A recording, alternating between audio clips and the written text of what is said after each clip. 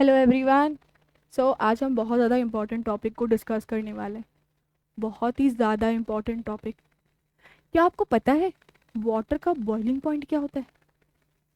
किसी को आइडिया है what is the boiling point of water? हाँ, I know, you all know very well कि वाटर का बॉइलिंग पॉइंट 100 डिग्री सेल्सियस होता है। आप भी सोचोगे मैम हमसे क्या ही पूछ रही है, इतना इजी सा क्वेश्चन। बट इस इजी से क्वेश्चन के पीछे ना बहुत बड़ा लॉजिक है। द थिंग इज दैट कि अगर मैं तुमसे ये कहूँ कि वाटर का बॉइलिंग पॉइंट 100 डिग्री सेल्सियस नहीं होता, तो क्या करोगे? या ये कहोगे कि मैम गलत बढ़ा रही हैं हमको? हाँ, द थिंग इज दैट कि भाई वाटर का बॉइलिंग पॉइंट जो है वो प्रेशर के अकॉर्डिंग जो है वो चेंज होता रहता है। चलो आज कुछ अच्छा और इंटरेस्टिंग पढ़ते हैं related to the boiling point. So boiling point अगर तुम यहाँ देखो बहुत ध्यान से तो तुमको दिख रहा है कि बॉइलिंग पॉइंट जो है वो हिली रीजन्स, यानी कि जैसे बहुत ज़्यादा जहाँ पर ऊंचाई होती है वहाँ पर हमारा बॉइलिंग पॉइंट 100 की जगह 69.9 डिग्री सेल्सियस ही आ रहा है। शॉकिंग। नेक्स्ट, नॉर्मली अगर सी लेवल पे बात की जाए, मतलब जहाँ पर हम लोग रहते हैं, यहाँ 100 डिग्री सेल्सियस टेम्परेचर है जो हम सब फॉलो करते हैं कि भाई हमारा पानी तो 100 डिग्री सेल्सियस पर ही बॉईल करता है। नेक्स्ट इज, जब डेड सी के आसपास हम लोग जाते हैं तो वहाँ पर हमारा बॉइलिंग पॉइंट इंक्रीज हो रहा है, दैट इज 101.4 डिग्री सेल्सियस। हो कैसे रहा है? कभी बॉइलिंग पॉइंट 100 से बहुत कम हो जा रहा है, कभी बॉइलिंग पॉइंट बहुत ज़्यादा बढ़ रहा है। ऐसा कैसे हो रहा है? इससे पहले कि हम बॉइलिंग पॉइंट को डिस्कस करें, सबसे पहले बॉइलिंग पॉइंट की डेफिनेशन को समझ लो कि बॉइलिंग पॉइंट तुमको कहना क्या चाहता है। अगर हम डेफिनेशन देखें तो बॉइलिंग पॉइंट कहता है boiling point is the temperature. ये वो टेम्परेचर है where vapour pressure equals to the atmospheric pressure. अब प्रेशर प्रेशर की बात क्यों हो रही है भाई? क्या रिलेशन है प्रेशर का और टेम्परेचर का? कैसे बॉइलिंग पॉइंट प्रेशर पे डिपेंड कर रहा है? बॉइलिंग पॉइंट जनरली तभी आता है जब हमारे वेपर्स का प्रेशर हमारे एटमॉस्फेयर के प्रेशर के बराबर होता है।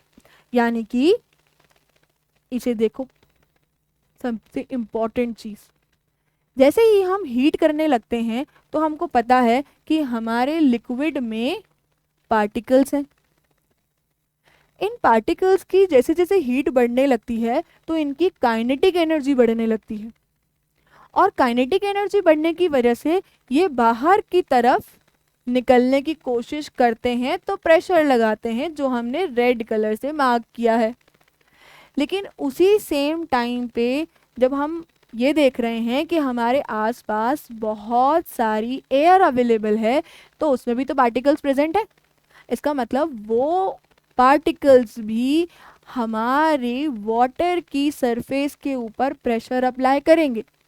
तो जब एटमॉस्फेयर में प्रेजेंट गैसेस के जो पार्टिकल्स हैं वो हमारे वाटर सरफेस के ऊपर प्रेशर लगाएंगे, और साथ ही साथ टेम्परेचर बढ़ाने से हमारे वाटर के पार्टिकल्स जो हैं वो बाहर निकलने की कोशिश करेंगे, तो क्या वो बाहर जा पाएंगे?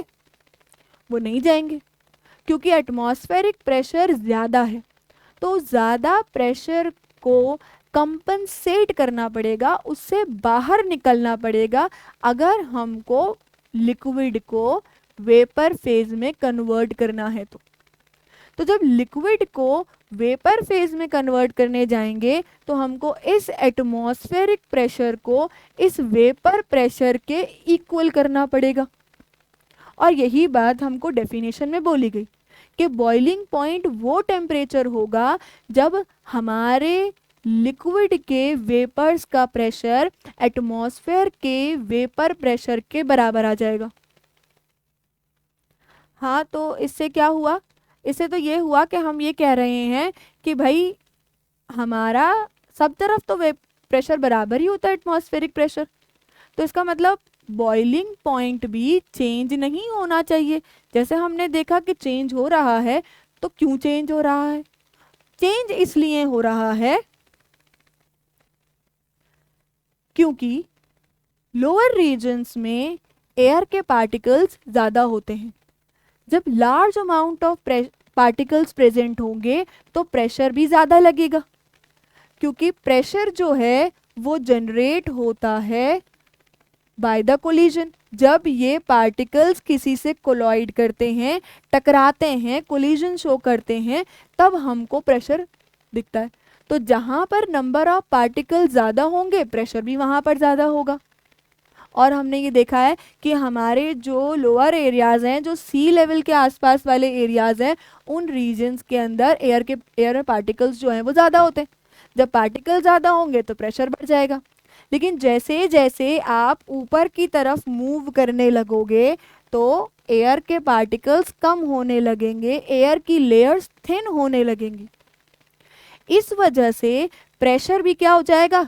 कम हो जाएगा। तो जब प्रेशर कम हो गया तो पार्टिकल्स को, जो लिक्विड के पार्टिकल्स हैं, जब प्रेशर कम हो गया तो इन पार्टिकल्स को जो लिक्विड के अंदर प्रेजेंट हैं वो जल्दी बाहर निकलना शुरू कर देंगे। इसका मतलब बॉइलिंग पॉइंट हमारे एक्चुअल 100 डिग्री सेल्सियस से पहले ही आ जा रहा है। और वहीं जिन एरियाज में प्रेशर ज़्यादा होगा वहाँ पर हमको टेम्परेचर को और इंक्रीज करना पड़ेगा ताकि हम बॉइलिंग पॉइंट तक पहुँच सकें। अगर देखा जाए तो बॉइलिंग पॉइंट जो है वो हमारे एटमॉस्फेरिक प्रेशर पर पूरी तरह से डिपेंड कर रहा है। जहाँ पर प्रेशर ज़्यादा होगा बॉइलिंग पॉइंट ज़्यादा हो जाएगा, क्योंकि हमारे लिक्विड के पार्टिकल्स को निकलने के लिए प्रेशर ज़्यादा लगाना पड़ेगा, तो हमको हीट ज़्यादा देनी पड़ेगी, देर तक देनी पड़ेगी। अगर इसको हम शॉर्ट में समझने की कोशिश करें तो हम इतना समझ सकते हैं कि हमारा जो लिक्विड का सिस्टम है उसके जो पार्टिकल्स हैं वो तभी वेपर फेज में कन्वर्ट हो सकते हैं जिस टाइम पर उनका वेपर प्रेशर हमारे एटमॉस्फेरिक के वेपर प्रेशर के बराबर हो जाएगा।